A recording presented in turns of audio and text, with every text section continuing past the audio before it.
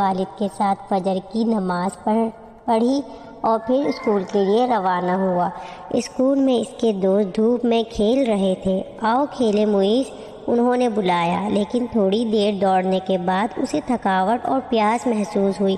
اس کے سب سے اچھے دوست نے اسے پانی پیش کیا اور کہا صرف ایک چھوٹا سا گھونٹ۔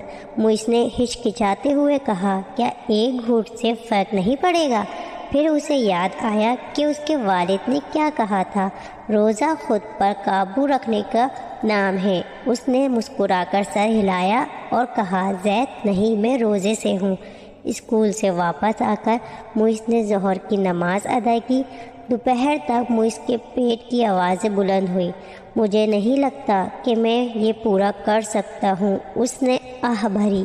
اس کی دادی اس کے پاس بیٹھ گئی۔ موئز کیا آپ جانتے ہیں ہم روزہ کیوں رکھتے ہیں؟ انہوں نے اندازہ لگا لیا تھا کہ موئز کو بھوک لگی ہے۔ وہ مسکرائیں۔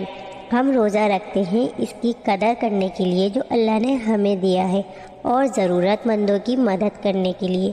ایک غریب بچے کا تصور کریں جو ہر روز بھوک کو محسوس کرتا ہے، افطار کا انتظار نہیں کرتا۔ اس کا دل بھر آیا۔ اس نے کبھی اس کے بارے میں اس طرح نہیں سوچا تھا۔